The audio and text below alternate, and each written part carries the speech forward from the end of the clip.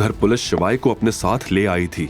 Interrogation room में शिवाय table की एक तरफ चेयर पर बैठा था और दूसरी तरफ एक हाई रैंक ऑफिसर रवि बैठा था। उसकी उम्र 40 साल के करीब थी। उसके चेहरे से लीडरशिप क्वालिटी साफ झलक रही थी। ऑफिसर के पीछे 2 कांस्टेबल्स भी खड़े थे।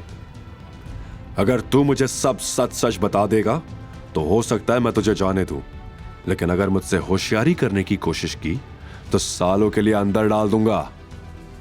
अब बता, कहां से पैसे चुराए तूने? मुझे पता है किसी के पास से भी इतने अमाउंट में कैश देखकर कोई भी उसे चोर ही समझेगा, लेकिन मैं आपको सच बता रहा हूं, ये पैसे मेरे हैं। तुझे अपनी जान प्यारी नहीं है क्या? जेल में जाने का शौक है? मैं आपको सब सच ही बता रहा हूं। आपने इंडस ग्रुप का नाम तो सुना ही होगा। वही कंपनी ना जो दुनिया की सबसे बड़ी कंपनीज में से एक है। जी हां, मैं उसका चेयरमैन हूं। जैसे ही शिवाय ने यह बात कही वैसे ही पहले तो दोनों कांस्टेबल्स हंसने लगे। शिवाय जो कि सीरियसली अपनी बात बता रहा था, वो भी हैरान हो गया कांस्टेबल्स का चेहरा देखकर। तभी ऑफिसर ने हाथ से इशारा करके दोनों को चुप रहने के लिए कहा और शिवाय से बोला, तू होश में तो है? देख, अगर इस बारे में झूठ बोलेगा तो अभी अंदर कर दूंगा। शिवाय ने जवाब में कहा, अगर आपको मेरी बात पर यकीन नहीं होता तो इंडस ग्रुप में कॉल करके आप पूछ लीजिए। इतनी बड़ी कंपनी का नंबर हमारे पास कैसे हो सकता है?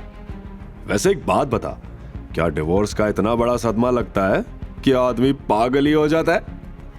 शिवाय की आवाज अब शांत हो चुकी थी। उसने इंस्पेक्टर रवि से शांति से कहा, अगर आप मुझे मेरा फोन चार्ज करके दे दें तो मैं कॉल करके किसी को बुला लूं। शिवाय की सीरियस टोन सुनकर रवि भी गंभीर हो गया। उसने कांस्टेबल को इशारा करते हुए कहा, जा इसका फोन लेकर आ, मैं भी तो देखूं कौन है ये। कांस्टेबल बाहर गया और उसने शिवाय का फोन चार्ज किया। जब वो लौटा तो उसके हाथ में शिवाय का फोन था। उसने बिना कुछ कहे फोन शिवाय की ओर बढ़ा दिया।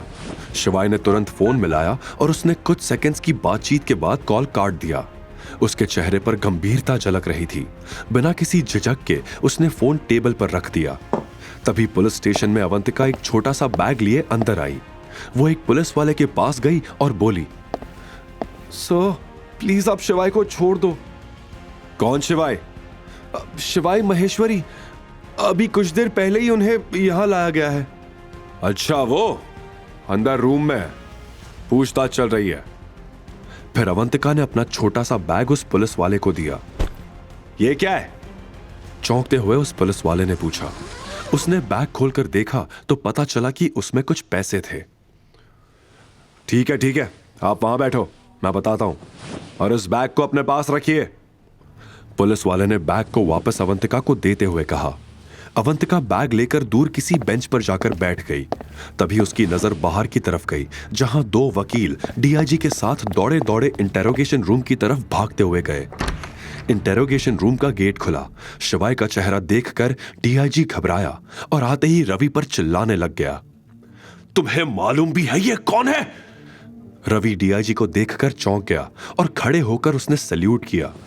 दोनों कांस्टेबल्स ने भी रवि के साथ साथ डीआईजी को सैल्यूट किया। डीआईजी ने पूछा, किस चार्ज के अंदर तुमने इन्हें यहां पर बैठा रखा है? सर वो रवि डीआईजी को देखकर हक्का बक्का रह गया था। वो क्या लगा रखा है? ये इंडस ग्रुप के चेयरमैन है, इतनी बड़ी गलती कैसे कर सकते हो तुम? अब रवि बोलता भी तो क्या। इस बीच शिवाय ने कुछ नहीं कहा, लेकिन शिवाय के चेहरे से डीआईजी को यह एहसास जरूर हो चुका था कि वो खुश नहीं था। ऐसे में डीआईजी ने शिवाय से कहा, आप बाहर आराम से बैठिए, मैं इनसे बात कर लेता हूं। शिवाय ये बात सुनकर खड़ा हुआ और बाहर चला गया। डीआईजी ने वकील को इशारा किया। वकील ने रवि को कुछ पेपर्स दिए। एफआईआर लिखी? डीआईजी ने रवि से पूछा। सर वो मुझे पता था, दोबारा ऐसी गलती मत कर देना, वरना तुम्हारे साथ साथ मेरी भी नौकरी जाएगी, डीआईजी ने रवि को वार्न करते हुए कहा। जैसे ही शिवाय बाहर आया, वो चौंक गया ये देखकर कि अवंतिका वहां बैठी थी।